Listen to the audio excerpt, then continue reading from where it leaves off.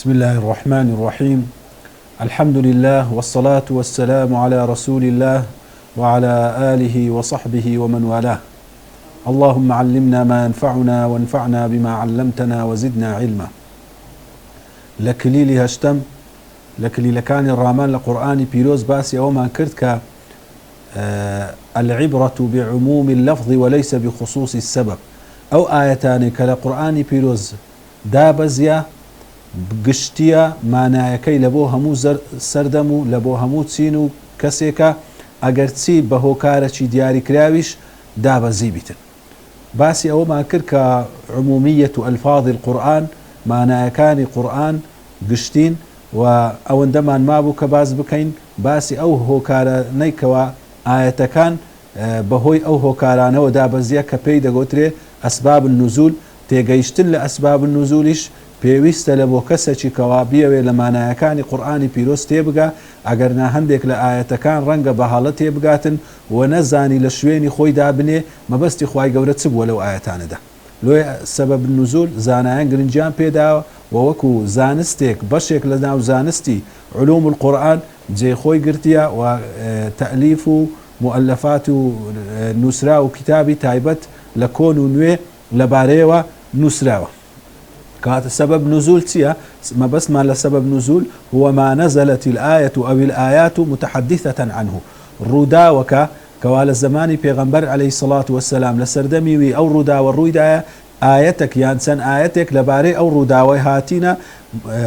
مبينة لحكمه أيام وقوعه. هاتينا حكمي أو روداوي حكمي أو برسياري كوالو سردمي پیغمبر صلى الله عليه وسلم دروز بوا أو حكمي رون بكنوا. كاتو آياتانا بهوكارك يعني بسببك كروداوك رويدايا بهوي أو روداو وداب الزينة.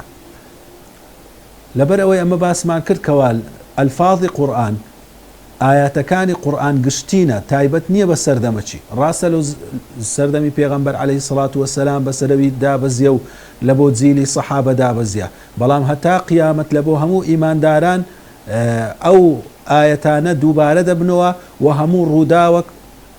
لە هەموو سەردەمەک لە هەموو کاتێک لە هەموو شوێنێک بەو دەرمانی قورئان پێویستە چارەسەر بکرێتن هەر وەکو کوو ڕووداوی یەکەم و سەبەبی یەکەم کە ئاەتەکەی لەبارەی دابەزیە تەنها ڕووداوێکە کەوا بەهۆی ئەو ئاەتەوە چارەسەر کرایە لە سەردەمی پێغەمبەر عەلەیهی سەڵات وەسەلام هەموو ڕووداوەکان و هاوشێوەی ئەو ڕووداوانە هەتا مرۆڤ لەسەر زەوی بمینێت و هەتا قورئانی پیرۆز بمینێتن دەبیتە چارەسەر لە بۆ ڕووداوی هاوشێوە کەوا ڕوودەدەن. لۆی هەندێک لە زانایان گۆتیتیان ڕێکتر و ڕاستتر ئەوەیە کە ناو لێ بنین مناسبەت النزول چونکە کاتێک کە دەرەی سەبەب یعنی هۆکاری دابەزین کەئەنەما وەها لەو لەفظەیەی تێدەگەین ئەگەر ئەو ڕووداوە لە زمانی پێغەمبەر عەلەیهی سەڵات وسەلام ڕووی نەدابە ئەو ئاەتانەدا نەدەبەزین. نەخێر ئەو ئاەتی قورئان ئاەتەکی ئەزەلیە و خدای گەورە قورئانی بڕاندیتەوە کەواتە نەک وەها تێبگەین کەوا ئەو ڕووداوە تەنها بوویتە سەبەب لە بۆ ئەوەی ئەو چەند ئاەتە یان ئەو ئاەتەدا ببەزی ئەگەر ئەو ڕووداوە ڕووی نەدابە ئەو ئاەتانەدا نەدەبەزی و ئەو ئاەتانە هاتینە تەنها لە بۆ چارەسەرکردنی ئەو ڕووداوەی کە لە زەمانی پێغەمبەر صلی الله علیه وسلم ڕوویدا. لۆیە گوتیان ڕاستتر ئەوەیە کە ناوی لێ بنین مناسبەت النزول. مناسبە یعنی بۆنە بە بۆنەی ئەو ڕووداوەوە ئەو ئاەتە دابەزیە چونکە کاتێکە تو لەگەر یەکێکی قسەی دەکەی ئەگەر برێی کاتێکە ئەو بەرامبەرەکەت قسەیەک دەکاتن بڵێ لەسەر قسەی تو بە هۆکاری قسەی تو منیش ئەو قسەیە دەکەم یعنی چێ بە هۆکاری ئەگەر ئەتو ئەو قسەت نەکرد بە ئەمن نەمدەکرد بەس چونکە ئەتو ئەو قسەیەت کرد ئەمنیش بە هۆکاری قسەکەی تو وەڵامەکەم هەیە. بەڵام ئەگەر برێی بە بۆنەی ئەو قسەیە کە ئەتو کردت منیش قسەیەکم هەیە واتە پێشتر بەتەما بوویمە ئەو قسەیە بکەم بەڵام ئێستا کاتێک کە ئەتوو ئەو بابەتت کردەوە زۆر کاتەکەی گونجاوترە کەوا ئەمن ئەو قسەیە بکەم. تەشبیه نەبی وەلیلله المەثەل الأعلا. خدای گەورە ئەو قورئانەی هەردا دەبەزێنی لە بۆ هەموو ئوممەت و لە بۆ هەموو زەمانەکی چارەسەرە و وەڵامی پرسیارەکانە بەڵام ئەو ڕووداوە کە لە زەمانی پێغەمبەر صلی الله علیه وسلم ڕوویدایە مناسبە گونجاوە کە لەو کاتەیدا ئەو ئاەتەدا ببەزی هەم لە بۆ ئەوەی ئێمە بە تەواوی تێی بگەین بەهۆی ئەو سەبەب نزولەوە دەزانین باسی چ بابەتە چی دەکا و هەتا ڕۆژی قیامەتێش هاوشێوەی ئەو ڕووداوە و هاوشێوەی ئەو بابەتە بەهۆی ئەو ئاەتەوە چارەسەر دەکرێتن. قورئانی پیرۆز دوو بەشە. بەشێک قسم نزل من الله ابتداء غير مرتبط بسبب من الأسباب. بەشێک کە دابەزیە خدای گەورە پێشەچی دای بەزاندیە بێ ئەوەی هیچ هۆکارێک یان هیچ ڕووداوەک یان هیچ مناسبەک هەبیتن ئەو ئاەتانە دابەزینە. بەشەکی دووەمیشیان وقسم نزل مرتبطا بسبب من الأسباب. بەشەکی دیکەشەیە کە دابەزیە ارتباطی هەیە پەیوەندی هەیە بە هۆکارێک بە ڕووداوەک کەوا مناسبە لە کاتی ئەو ڕووداوەی ئەو ئاەتانە داببەزی. طبعا زۆرینەی قورئان وەکو زۆرینەی ئەگەر سەیری بکەین سەبەبی نییە، بەشەکی کەمینەی کەمتری سەبەبی هەیە و ئەو سەبەبانەی لە کتێبەکان کۆکراینەوە مەرج نییە هەمویان وەربگیرێن. پێویستە لە بۆ ئەوەی ئەتوو ئەسبابی نزول لە بۆ ئاەتەکی وەربگری دوو مەرجی سەرەکی تێدابی. مەرجی یەکەمیان صحەت فرمودەکە صحیح بی، زۆر فرمودە هەیە کەوا دەرێن فلانە ڕوودا و سەبەبە هۆکارە لە بۆ دابەزینی ئەو ئاەتەی، بەڵام دەبینی فرمودەکە صحیح نییە کەواتە وەرناگیرێ. پێویستە فرمودەکە یەکەم شت صحیح بی، دووەم سەراحەتی تێدابیتن. سەراحەت چییە؟ برێ سەحابە یان پێغەمبەر سەڵات وەسەلام بە سەریحی بڵێتن کەوا بەهۆی ئەو ڕووداوە بەهۆی ئەو پرسیارە فلانە ئاەت دابەزی. چونکە جاری وا هەیە ڕووداوەک بەسەرهاتێک ڕووی داوە بەهۆی ئاەتەکەوە کاتێک هینایتیانەوە و ئەو ڕوودا و ئەو بەسەرهاتیان بەهۆی ئەو ئاەتەوە چارەسەر کردیە یان مانایان لێکدایتەوە باسی ئەو ئاەتیان کردیە لە ئەسنای ئەو ڕوودا و بەسەرهاتەی لە زەمەنی پێغەمبەر صلی الله علیه وسلم. کاتێک ئەو ڕوودا و بەسەرهاتە جێردرایتەوە لە بۆ پاشە خۆی وایان زانیە کە ئەوە بە هۆی نزولیتی سەبەب نزولیتی، بەڵام ڕەنگ نییە وابیتن. یعنی ئەمە بە خۆمان چەند زاری وەیە لە ژیانی خۆمان ڕووداوەک ڕوودەدا، کێشەک ڕوودەدا، مناقەشە و گفتوگۆیەک ڕوودەدا، ئاەتێک دێتن ئەو ئاەتە کاتێک کە لە بۆمان دەخوێندرێتەوە باز دەکرێت ئەو مناقەشە و ئەو ڕوودا و کێشەی مە چارەسەر دەکات و ڕێگامان پێ پیشان دەدا. لە زمانی سەحابەش هەروە بووە، بەڵام کاتێکەوە دەبینی ئەو ئاەتە باس کرایە لەگەر ئەو ڕوودا و کێشەی یەکسەر وەکو سەبەب نزول باس کرایە کە لەبەر هەندێشە دەبینی لە هەندێک سەرچاوەکان دەبینی یەک ئاەتە چەند سەبەب نزولەکی هەیە لۆ لەبەرەوەی جاروەیە چەند ڕووداوەک چەند کێشەک چەند سوالێک بەوە یەک ئاەتی چارەسەر کرایە کاتێک لە ڕیوایەتەکان لۆمان هاتیە وەکو سەبەب نزول دەردەکەویتن. کەواتە ئەمە باسمان کردکەوە گرنگەکەی ئەسباب النزول کەوا ئێمە بیزانین لە چدایە. گرنگی سەبەب النزول لەوەیدایە کە ئەمە سیاق شوێنی ئەو ئاەتە بزانین لەکوێ بەکاری بینین، بە هەڵە لەوەی نەچین. چونکە کاتێکەوە لە ئەسنای مەسەلەن ئەو محازەڕەیەک لە ئەسنای وتارێک جوملەیەکی دەردەینی ڕەنگە ئەگەر ئەو جوملەی بەتەنێ دەربینی معنایەکی غەڵەت بدە، بەڵام کاتێک کە دەیخێەوە ناو ئەو وتارەی دەبینی معنایەکەی ڕێک و پێکە، معنایەکەی بێعیبە، چونکە لە شوێنی خۆی بەکار هاتیە، چونکە مەبەستەکی دیاریکراوی پێ هەبووە. ئەو پێی دەرێن سیاق. سیاقی ئاەتەکان زۆر گرنگە، ئەگەر نا زۆر کەسی وا هەیەکەوە ئاەت بە غەڵەت لێک دەداتەوە یان لە سیاقی خۆی دەری دەینیتن. مەسەلەن لۆ نمونە گوێمان لێ دەبی نەفەری وایە دەرێتن خوای گەورە گوتیت یە شەیطانی ئینە کەیدە الشەیطانی کانە ضەعیفە، فێڵی شەیطانی بێهێز و لاوازە،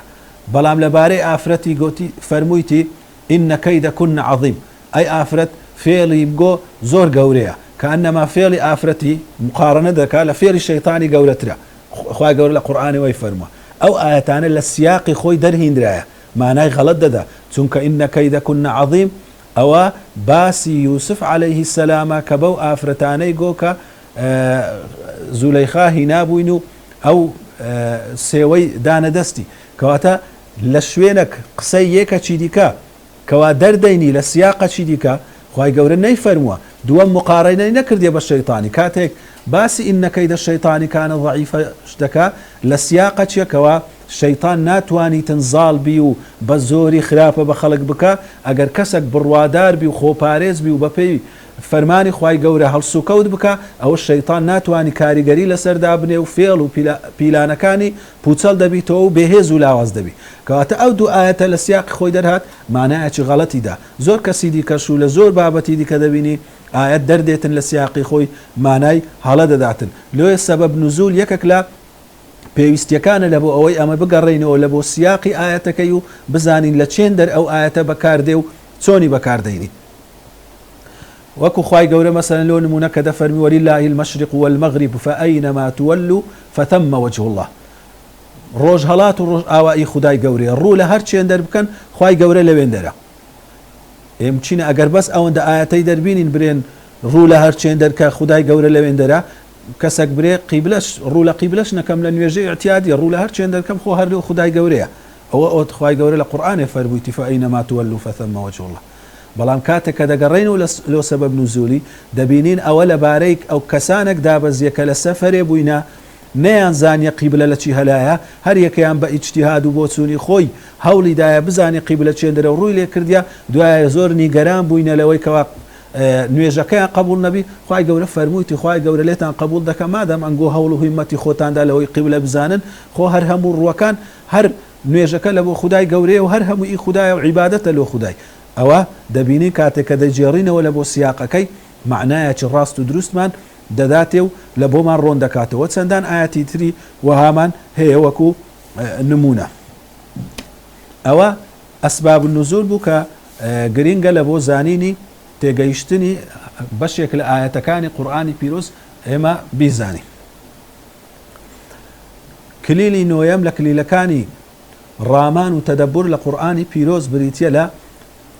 تیکراری ئاەتە قورئانیەکان دووبارەکردنەوەی ئاەتەکانی قورئانی پیرۆز قورئانی پیرۆز کتابێکە کەوا پڕ لە مەعنا و گەوهەری وردەکاری زۆر وردە ئینسان جاروایە بە جارێک و دوو جار و بە وردبوونەوەک و دوو وردبوونەوە ناتوانی بگاتە حەقیقەتەکەی لۆیە کاتێک ئاەتێک زۆر دووبارە دەکاتەوە و بە گشتی قورئان هەموو ڕۆژانە دەیخوێنی و زۆر دووبارەی دەکاتەوە ئەو جا لێی بەهرەمەند دەبی و ئەو جا دەتوانی دڵی خۆی پێ پەروەردە و پێ ئاودێر بکاتن بەڵام دوور بە دووری و لەناو چەند مانگ جارەکی یان چەند هەفتە جارەکی یان ساڵێ جارەکی لە ڕەمەزانان تەنها خوێندنی قورئان بەڕاستی ئەو کەسە ناتوانی زۆر لە قورئان بەهرەمەند بیت و زۆر لی تەدەبور بکا و معانی و گەنجینەکانی قورئانی لە بۆ بێتە دەرێ و بتوانی دەستی بخاتن کەسێک دەتوانی کە هەمیشە لەگەر قورئان بیتن لە نوێژەکانی لە بەیانیانی لە شەوەکانی لە هەموو کاتێکەوە لەوی بگونجێتن دابنیشیتن ئاەتەکانی قورئانی پیرۆز بخینیتەوە جاروێ یەک ئاەت چەند جارێک پێویستە ئینسان بخینیتەوە لەوەی ئەو معنایی کە ئەو ئاەتە هەیتی لە ناو دڵی بچەسپێتن یان لی تێبگا بە حەقیقەتی کەوا خوای گەورە چی لەمە داوا دەکات و وەکو بتوانین تەدەبوری تێدا بکەین لەو معانیەی لۆیە موچینە کەسێک پرسیار دەکاتن لۆ ئاەتەکانی قورئانی بەشێک لە ئاەتەکان هەتا بەشێک لە چیرۆکەکان دووبارە بوونەوەیان تێدایە تکرار لە قورئانی پیرۆز لە بۆ چ هەیە بەس نییە یەک جار فەرمووبیتی فەبئەیی ئالائی ڕەبیکوما تکەذیبان یەک جار فەرموویتی بەسە ئەوە لە هەڵە تێگەیشتن لەوەی دێکەوە قورئانی پیرۆز کتابی تەنها تعلیم نییە بەڵکو کتابی تەربیە و تەزکیەشە چونکە تعلیم ئەرچی تعلیم و فێرکردن چییە وەکو بیرکاری فێری دەکەی 5 کۆ 5 دەکات دا کە ئەو قوتابیە فێری 5 کۆ 5 دەکات دەبوو تەواو ئەوە فێر بوو فێرکردن ئەرچی ئەوەندەیەکەوە بیگەینیتە بەرامبەر هەتا بەرامبەر تێی دەگا و وەری دەگری بەڵام تەربیە پەروەردەکردن کردارە و عملیەتی بەردەوامە ئینسان دەبی لەسەری لێ ڕابێ لەسەری هەموو کات بەبیرە خۆی بینیتەوە ئاتو هەمان منداڵی دەتەوێت پەروەردەی بکەی لەسەر ڕاستگۆیی هەر یەک جار بەس نییە باوکەک برێ وەڵام من جارێک دوو جار بە منداڵی خۆم گوتیە کوڕم ڕاستگۆ بە دەبی لەسەری پەروەردە بکە دەبی بە جۆرەها شێواز بە جۆرەها میکانیزم لە بۆی دووبارە بکاتەوە هەمیشە هەتا ئەو منداڵی پەروەردە دەگاتە تەمەنی گەورە دەبی و باڵغ دەبی و عەقڵی تەواو کامل دەبیتن و پاشەویش هەموو کات ئەو قیمەت و ئەو بەها گەورە و ئەو ئەخلاقە جوانەی فێر بکە کە ڕازگۆیە بە هەمان شێوە ئەخلاقەکانی تر کەواتە تەربیە لەگەر تعلیم جودانە تعلیم یەکجار بەسە هەتا بەرامبەرت تێیدەگا بەڵام تەربیە پرۆسەکی بەردەوامە قورئان ئەوەندەی ئەرچی یەکەم و لە ئەولەویەت ئیشی پەروەردەکردن و تەزکیەکردنە ئەوجا بە دووەم كاري تعليمه أخوي جورده فرمي هو الذي بعث في الأميين رسولا منهم يتلو عليهم آياته ويزكيهم أخوي جورده بيغمبري ناردي عليه الصلاة والسلام وظيفة وأرشي بيغمبر تي آيات كان دخواني توا وبي من تزكية دكا ضلوا درون من بي باك دكاتوا أوزا ويعلمهم الكتاب والحكمة أوزا فير كتاب وحكمة دكات تعليمكي باشي تزكيكي هي خستية تزكيكي بيشتر باس كردية أجر تماشاي سورة بقرة بكين إبراهيم عليه السلام وقت دعاء دكات لكاتي بنا كردني كعبة دلي أي خدايا ربنا وابعث فيهم رسولا منهم يتلو عليهم آياته ويعلمهم الكتاب والحكمة ويزكيهم إبراهيم عليه السلام دعاءك وهذا كادر إخوايا للذرية لنوي من پیغمبرچیان لو بنیرا کوا قرآنیان لبو دخینی توا و فیریان دکا و تزکیهان دکا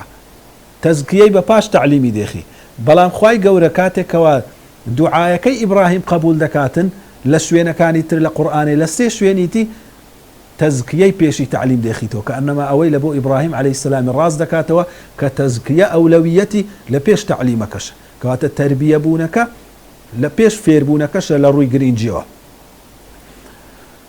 خواي قورد فرمي وكذلك أنزلناه قرآنا عربيا وصرفنا فيه من الوعيد لعلهم يتقون أو يحدث لهم ذكرى فرمي أو قرآن عربية رونو آشكرايا بزمان عربي ما ناردية وصرفنا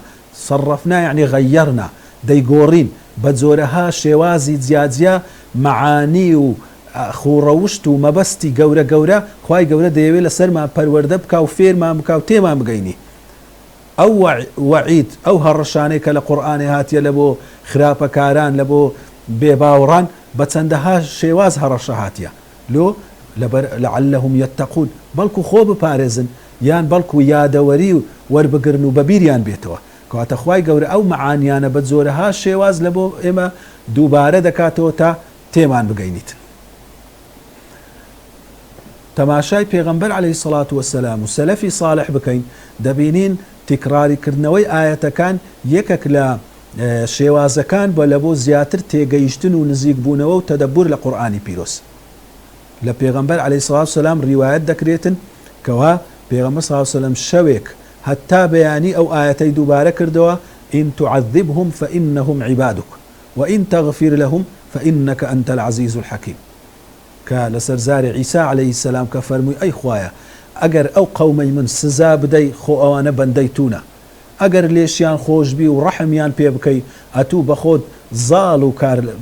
لدزي أو آياتي پیغمبر عليه الصلاة والسلام حتى بياني دوباره كردوا ولا أبو أمامة جيردرايتو كآياتي حتى بياني دوباره كرديتوا لتسندان تابعي جيردرايتو لو زاروايا إنسان نخوشيك پرسیارك چێشەچی هەیە لە ناو دڵی چێشەچی هەیە لەگەر دەوروبەری ئاەتێک دەخینی تۆ دەبینی ئەو ئاەتە وەڵامی ئەو پرسیارەی ویە مەرهەمی ئەو برینەی ویە چارەسەری ئەو دەردەی ویە پێویستە ئەو ئاەتەی زۆر دووبارە بکاتەوە زۆر لەسەری ڕابوەستی تا بە تەواوی لە دڵی بچەقیتن تا بە تەواوی لەسەری پەروەردە ببی و دڵی پێپاک ببیتەوە و هەروەها او آياتانش كوا دبينين لا وكو دوباره بو دردكون لفظة كم زياوازيك هي لشوينك لبو شوينة ديكا كآيات متشابه بيدرين بيجديدتن اگر سي وكو يكشنين سطان سط او آياتانش هموي او زياوازي وردانه اگر هرچن وربي مبزداره هر یەکی معنایەکی هەیە هەر یەکی لەو شوێنەکە لەو ئاەتە باسکرایە بە جۆرێک باسکرایە کەەوە مەبەستەکی دیاریکراو دەگەێنن چیرۆکی مەسەلا موسى عليه السلام و فرعون چیرۆکی ئادەم عليه السلام لە چەندین سوورەتی قورئان دووبارە کرایتەوە بەڵام بە شێوازی جیاجیا هەر یەکەیان گونجاوە لەگەر ئەو بابەتە و ئەو مەبەستەی کەوا خوای گەورە لەو سوورەتەی دەیەوێت پێمان بفەرمیتن لە شوێنێک باسی تاقیکردنەوەی لەوەی بزانی تاقیکردنەوەی خوای گەورە چۆنە، لە شوێنێک باسی سەبری ئەهلی ئیمانە، لە شوێنێک باسی دەرخستنی نیعمەتەکانی خوای گەورەیە. هەر شوێنەی چ گونجاو بیتن ئەو چیرۆکە ئەو لایەنەی دەرخرایە کە لەگەر ئەو شوێنە و لەگەر بابەتی ئەو سوورەتەی یەک بگریتەوە. ئێستا تەماشای ئەو ئاەتەی بکەین کەوە جیاوازیەکەیان زۆر وردە و زۆر پڕ لە معناشە. خوای گەورە دەفەرمی ولا تقتلوا أولادكم في إملاق نحن نرزقكم وإياهم. لا آيات شيء كذا فرمي ولا تقتلوا أولادكم خشية إملاق نحن نرزقهم وإياكم. يتيان لسورة الأنعام يتيان لسورة الإسراء. كذا فرمي ولا تقتلوا أولادكم في إملاق آياتي كم فرمي من دالكان تان لفقيري مكوجن نحن نرزقكم أما رزقهم قوددين وإياهم رزقي من دالكان اشتان ددين ليرا خوياني بيشي من دالكان هي خست لو لبروي أليرا لناو هجاري دانا دفرمي كاتك لناو هجاري دانا من دالكان تان مكوجن كتكوا گەیشتی ئەو پەڕی نەبوونی و نانیە بیخۆی لە ترسی هەندێک نەکس منداڵەکانتان بکوژن ئەمە ڕزقیم گۆش دەدەین ئی منداڵەکانیشتان دەدەین. بەڵام لە ئاەتەکەی دی دەفەرمی ولا تقتلوا أولادكم خشية إملاق لە ترسی هەژاری منداڵەکانتان مەکوژن. هێشتا هەژار نەبووە دەرێ نەخۆ هەژار بم و منداڵم زۆرە وەکو لە جاهیلیەتی پێش زمانی پێغەمبەر صلی الله علیه و سلم منداڵیان لە ترسی ئەو شتانە دەکوشت لە ترسی هەژاری مەیان کوژن. ئەمە ڕزقی منداڵەکانیشتان دەدەین ڕزقیم گۆش دەدەین. لۆ لێرە لەناو لێرە منداڵەکانی پێشی خست لەبەرچێ لەبەرەوە هێشتا لێرە بەخۆی هەژار نەبووە کاتێکەوە بەخۆی هەژار نەبووە منداڵی لە پێشە خۆت دادەنەی. بەڵام لە ئاەتەکەی پێشتر بەخۆی لەناو هەژاریدایە کاتێکەوە تەنگاوی گەیشتیتە سەر ڕوحی و برسیەتی گەیشتیتە سەر ڕوحی خۆی ئەو ئینسانە ڕەنگە خۆی پێشی منداڵەکانی دێخی. لۆیە لێرە خوای گەورە پێشی خستێ ئەو وردەکاریە وردە دەبینین لە جیاوازی ئەو ئاەتەی هەیە کەواتە هیچ پاش و پێشخستنەکی قورئانی پیرۆز هیچ زیادبوونەکی حرفەکی کەلیمەکی بێمەبەست نییە ئیلا مەبەستی هەیە و ئیلا حیکمەتی تێدایە ئەوجا ئێمە لی بزانین و سەرمان لی دەربچی لۆمان بەدیار بکەوی یان لێمان بەدیار نەکەویت.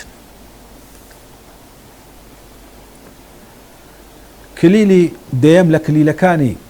ڕامان لە قورئانی پیرۆز وردبوونەوە لە قورئانی پیرۆز کەوا کلیلەکی هەرە ئەساسیە لەناو ئەو کلیلانە ئەوەیە التەفاعل مع الآيات لەگەڵ ئاياتەکانی قورئان تێکەڵبوون کارلێککردن لەگەڵ ئاياتەکانی قورئان کارلێکی لەگەر بکەیت تێکەڵبی لەگەری بچیە ناوی ئەویش بەچێ بەوەی کەوا بەچەند هۆکارێکی کە پێغەمبەر عەلەیهی سەڵات وەسەلام و سەحابەکان بەکاریان هینایە. یەک لەو هۆکارانە جواب و سوئالاتی القورئان وەڵامدانەوەی پرسیارە قورئانیەکان.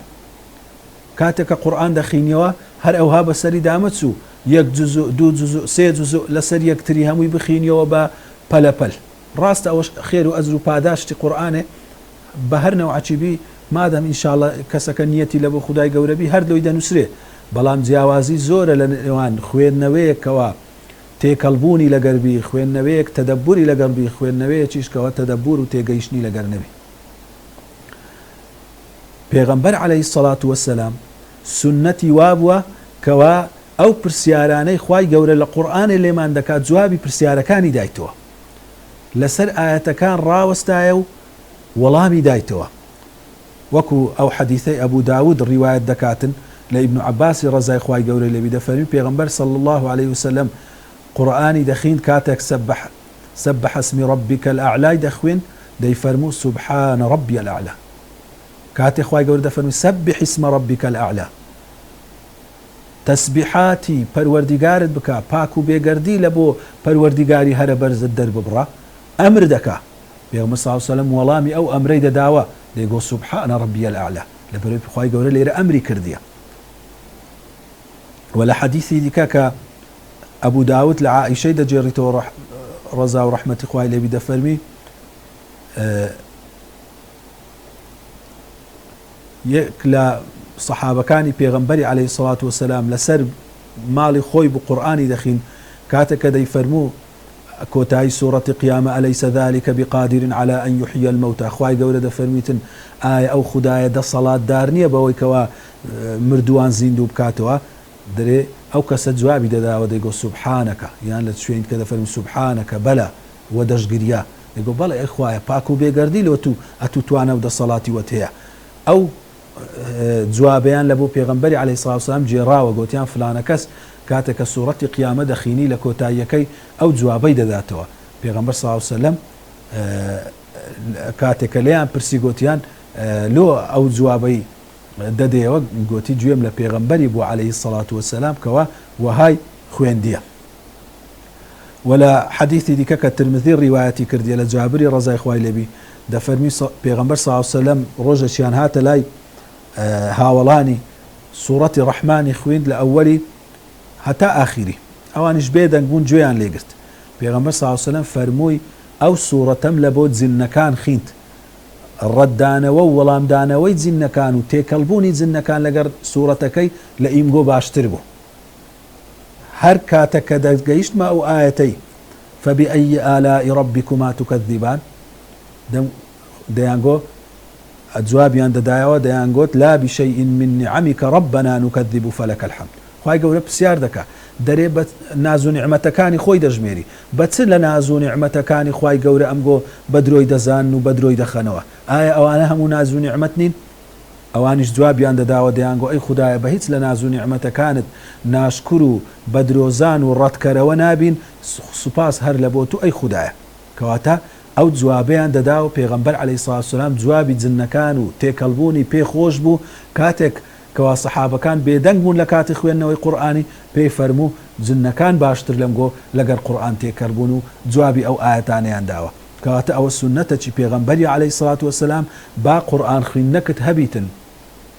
هر آياتك باسي جهنمي كرت لكوتاي آياتك يبري إخوائي لجهنمي بن باريسي هر آياتك باسي بهشتي كرت لكوتاي آياتك يبري إخوائي بهشتن بقسمت بكي هر آياتك باسي تسبيحات إخوائي قولة كرت بري سبحان الله هر آياتك باسي حمدي كرت بري الحمد لله هر آياتك باسي وحدانيته يكتا برستي كرت بري لا إله إلا الله أو زور إنساني دبات ناو قرآنكي ديبات ناو روحي قرآنكي وتيكل دبي لقري دوم الدعاء عند التلاوة يكك لا تيكلبون كان دي كلقى قرآني بيوز دعاء كردنا كوكو باس ماكر أو جوابي برسيارة كان بو أو ديك دعاء كردنا أوش لبيغمبر عليه الصلاة والسلام رواية كراوة حتى إمام عمر لتفسير أو آياتي كذا فرمي خواي قوري ويتلونه حق تلاوتي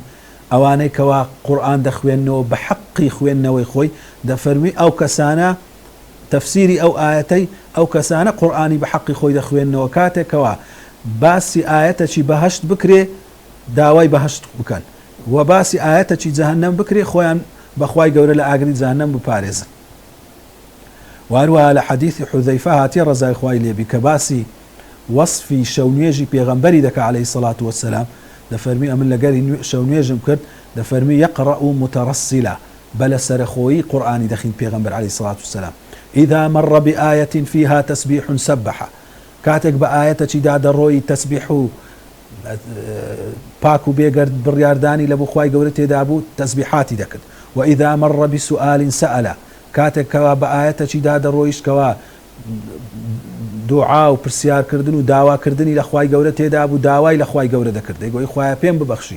كاتك دعاء تيدا ربنا آتنا في الدنيا حسنة أتشلك وتاي آياتكي أو دعاء لبو خود بك وإذا مر تعوذ كاتك كوا لشتك خو باراستن باسي خو باراستن للشيطان وخو باراستن لجناح وتاوان وخرافة كاري كان بو خوي دا باراز بخواي قولة يقول إخواي بن بارزي للشر الشيطاني كاتك باسي شيطان ذكره وأروى للروايات نسائي هاتي دفرمي لا يمر بآية تخويف أو تعظيم لله عز وجل إلا ذكره هر آية كوا باسي ترسان لخواي باسي بقورة داناني خواي قوري إلا بيغمر صلى الله عليه وسلم لدواي آياتكي ذكر يادي خواي قوري كردية أو وكلا حديثي باشويس هر باسي أويدك كوات الزور قرينغ كوا لقل آية كان دارون بوشيوية دعاء بكين كاتي كوا باسي دعايا باسي نازو نعمتكانا و هەروە کاتێک خوای گەورە پرسیارێکمان لێ دەکا ئەمەوەها وەکو لە کلیلی یەکەم باسمان کرد کەوا قورئانی دەکەینەوە وها حیساب بکە بە حەقیقەتەن نەک بە حیسابکردنەچی گومان وەهم بەڵکو حەقیقەتەن وهایە کەوا ئەو قورئانە لە بۆ تو خوای گەورە وەکو پەیامێک ناردیتی تا ڕێی تو ڕۆشن بکاتەوە مەبەستی ئەوەیە کەوا ئەو پەیامە ئەو نامەیە لە ڕێی پێغەمبەرەوە عەلەیهی سڵاتو وسەلام بگاتە تو ئێستا وا گەیشتیتە من ئەلحەمدولیللا کاتێک ئەو قورئانەی دەکەمەوە وها تەماشا بکە کەوا نامەی خودای گەورەیە بە تایبەتی لۆ تو نێردرایە لۆیەکەوە پرسیارەکەت لێ دەکا بزانە پرسیارەکەی لە تو دەکا کاتێک دەفەرمی ئەلەیسە الله بئەحکەمی الحاکمین ئایا خوای گەورە باشترین حاکم نییە پرسیارە لە تو دەکا بڵێ بەلا یا ڕەب ئەتو باشترین حاکمی ئەنتە ئەحکەم الحاکمین وهروەها سێم بەش سێم خاڵ لە کلیلی تێکەڵبوون و تەفاعول کارلێکردن لەگەڵ قورئانی پیرۆز گریانە لەگەڵ خوێندنەوەی قورئانی پیرۆز دیارە ئەوەش خوای گەورە لە قورئانی باسی کردیە کەوا کەسانێک لە پێناوی خوای گەورە دەگرێن نیشانەی ئەو پەڕی نزیک بوونەوە و ترسانیانە لە خودای گەورە وەکو دەفەرمی لە سوورەتی ئیسراء وقورئانا فرقناه لتقرأه على الناس على مكث ونزلناه تنزيلا دەفەرمی ئەو قورئانەمان بەش دابەزاندی ئەی پێغەمبەر صلی الله علیه وسلم لە بۆ تو تا بە لەسەرخۆیی لە بۆ خەڵکی بخینیوە ونزلناه تنزيلا بە بەشیش دابەزاندیە قل آمنوا به أو لا تؤمنوا أي پیغمبر صلى الله عليه وسلم ببي باوران بلي بالرواب أو قرآن دينن يان ناينن إن الذين أوتوا العلم أو كسانك أهل علم خاون زانستي حقيقين إذا يتلى عليهم آيات الرحمن خروا سجدا وبكيا كاتك آيات كان خواي قوريان لبو دخيندرا سوزديان دبردو دقريان كواتا أو الصفات أهل علم تيغيشتوان لخداي قورا خاون علم لە بەرامبەر ئاەتەکانی خوای گەورە وەها تێکەڵ دەبوون کەوا دەگریان و سوزدەیان لە بۆ خوای گەورە دەبرد ويقولون سبحان ربنا إن كان وعد ربنا لمفعولا ولەگەر ئاەتەکان دەشیان فەرموو پەروەردیگارە پاک و بێگەردی و تەسبیح خوای گەورەیان دەکرد ئاەتەکانی خوای گەورە دەیان فەرموو هەمووی لە جێنە و دێتە جێ ويخرون للأذقان يبكون ويزيدهم خشوعا لەسەر نیوچاوان لە بۆ خودای گەورە سوزدەیان دەبرد و ڕکوعیان دەبرد و زیاتر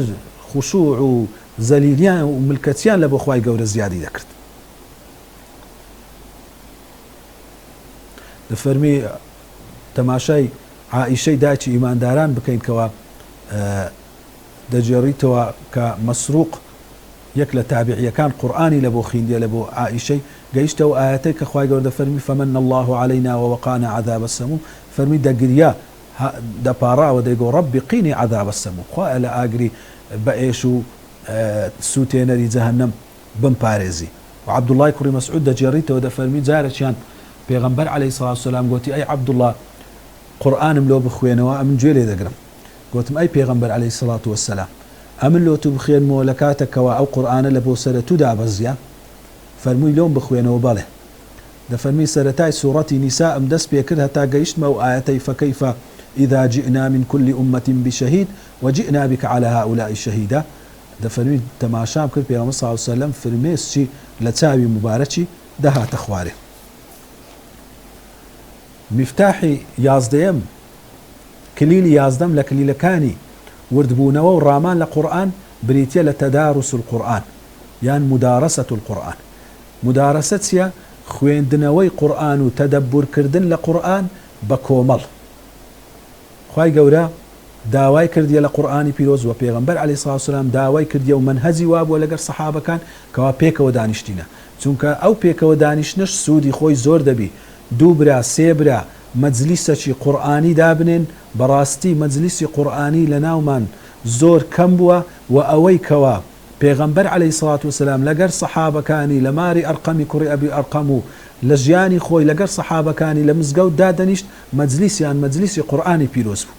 و باشترین منهج لە بۆ پەروەردەکردن باشترین منهج لە بۆ جێڕانەوەی مسلمانان لە بۆ سەر ڕێگای ڕاستی ئیسلام ئەوەیە کەوا منهجی قورئانی بەکاربینی چونکە قورئان